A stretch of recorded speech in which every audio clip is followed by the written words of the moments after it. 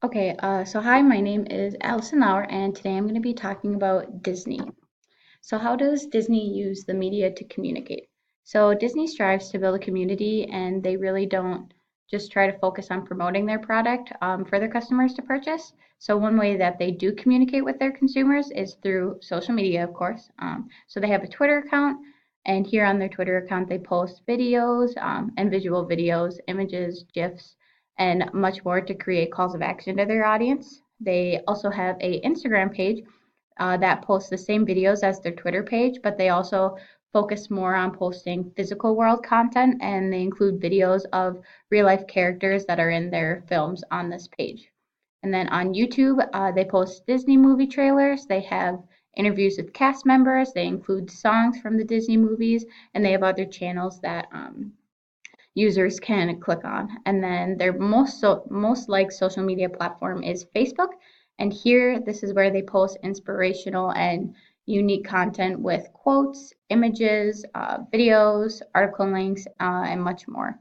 And so, some other media platforms that they do use would also include like newspapers, the radio, magazines, trailer movies that are used for movie previews in actual movie theaters, and other different cable channels like Disney, ABC, National Geographic, Freeform, and they also have other channels that they use, and I included them in a picture on the right. So if you want to look more in detail, you can take a look at that image. So now, how do they choose to communicate with the public? So Disney's mission is to entertain, inform, and inspire people of all ages around the globe. And so they also have strived to create meaning behind their brand name, so that makes sure that the audience knows that they truly care about each person and they want to make magical experiences come alive for everyone. And so they also use masterful brand storytelling that is relatable and has a deeper meaning that the audience can connect with. And so they really truly do want a personal relationship with their audience. And the company also uses a promotional mix. And this is a combination of advertising, public relations, sales promotion, and personal selling to get their target audience to know more about Disney. And so with their target audience, they really are trying to communicate. And the ways that they do this have varied.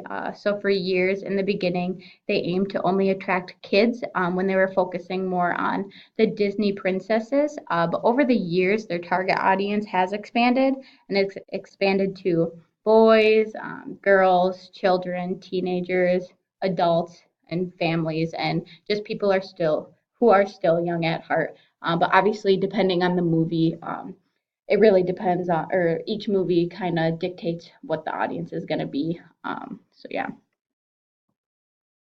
So how has the logo changed over time?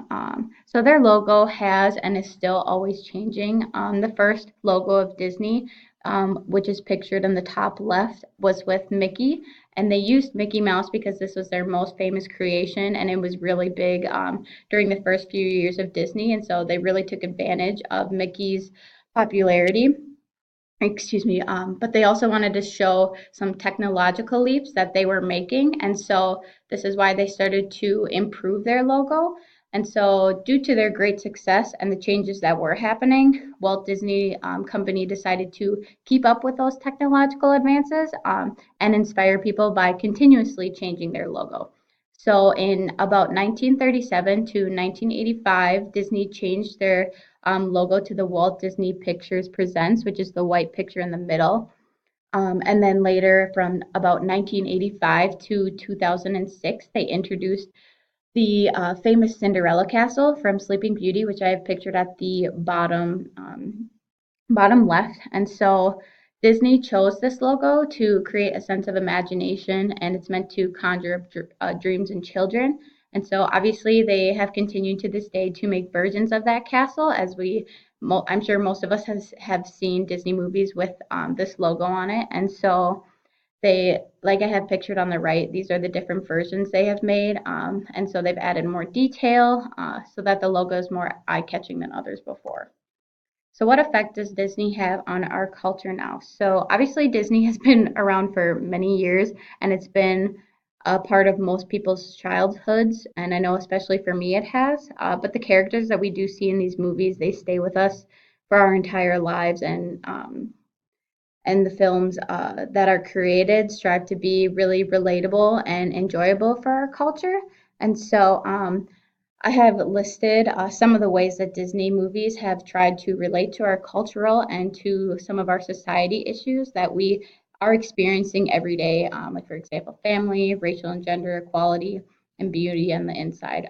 But you can read more that I have listed on here. Okay, so now I'm going to talk about a Disney crisis, or a crisis that Disney has had. And so the organization in 2006 did face a crisis and some tension with the public. And so on June 14th, 2016, a 2-year-old boy by the name of Lane Graves, which I have pictured on the top, he was dragged into the Seven Seas Lagoon at the Walt Disney Resort by an alligator. And so, for the most part, Disney before had been pretty successful with its theme parks, as they're super adventurous and they seem to be secure. But in that month after this tragedy struck, Disney was truly impacted. And so, obviously, accidents do happen and we can't control nature. But really, why was there a dispute and a crisis that did involve Disney? So, the main issue here was that there were no signs that were posted at the beach where the boy was attacked saying to not swim here. And then there were also no alligator warning signs, but Disney obviously was aware that this lagoon did have alligators in the waters. And so those alligators obviously pose a safety issue, but yet Disney did not put up any safety signs. And so after the incident, Disney immediately did send out a mass search party to look for the boy. And later they did, I think maybe like a couple hours later, they found his body. And as they were searching for the boy's body, they did end up killing around 5 alligators that were near the resort. Um, and so after they found the body, Disney did temporarily close all of the resorts, or the resort beaches, excuse me. And they did end up posting alligator warning signs. And then I also pictured two of Disney's top officials, and the one on the left is George Kalogridis. I'm not sure how to pronounce his last name. And then the other one on the right is the president of Walt Disney World Resort. And so, and his name is Bob Iger. And so both of these officials, they issued heartfelt expressions of sympathy to the Graves family, and they did respond to the incident to the public. And so these two Disney executives, they also, when they were giving their heartfelt expressions, they were personalizing them in their own ways. Um, by calling the family themselves personally and talking to them and apologizing for the incident. And they also, to the public, when they were announcing their apologies, they were able to relate them or relate themselves to the incident as they understood, being fathers and grandfathers, how the family must feel losing their son. So how else did Disney respond? So Disney did effectively immediately reply to the situation publicly to resolve their public relations issue at hand, which I believe that did help them, even though there really should have been signs posted by the lake initially. But they did more to respond to the situation than they well, so they just responded to the situation and they added more to it.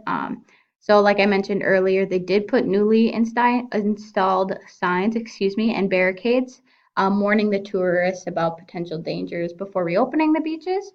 But then also in August of 2016, so 2 months after the incident, Disney had built a stone wall around the lagoon where the tragedy of Lane happened. And I think this was a good public relations stunt just to show that they truly cared. And I have that pictured in the middle. And then also in 2017, they announced that they were going to create a lighthouse sculpture near the site of the attack in remembrance of Lane Graves, and I have that pictured on the right.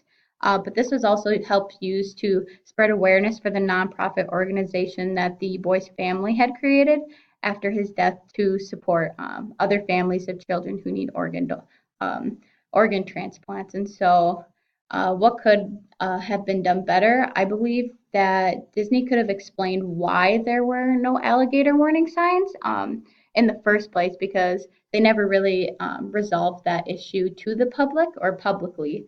And I also think that they should have reassured other visitors more that the resorts were positively safe and they were taking other measures to make sure that safety is their main concern.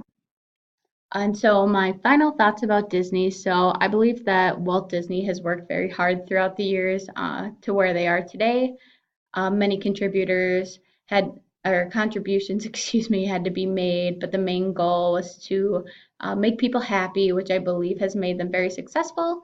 Disney has created such a wide audience, and that is in part due to their advances in technology, the media, movies, and messages that are shown in its films and theme parks, which would include family, importance of beauty, not just in the inside, diversity, cultural equality, and many other things. But his works have had such a wide audience, and I think that it has been bringing entertainment to all ages, which is what their target audience now is. So that's a good thing. But I have and will always be a fan of Disney movies, and I think that Disney will be an organization that will be enjoyed by many for years and years to come. And then here is my works cited. So thank you all for listening, and good luck on finals.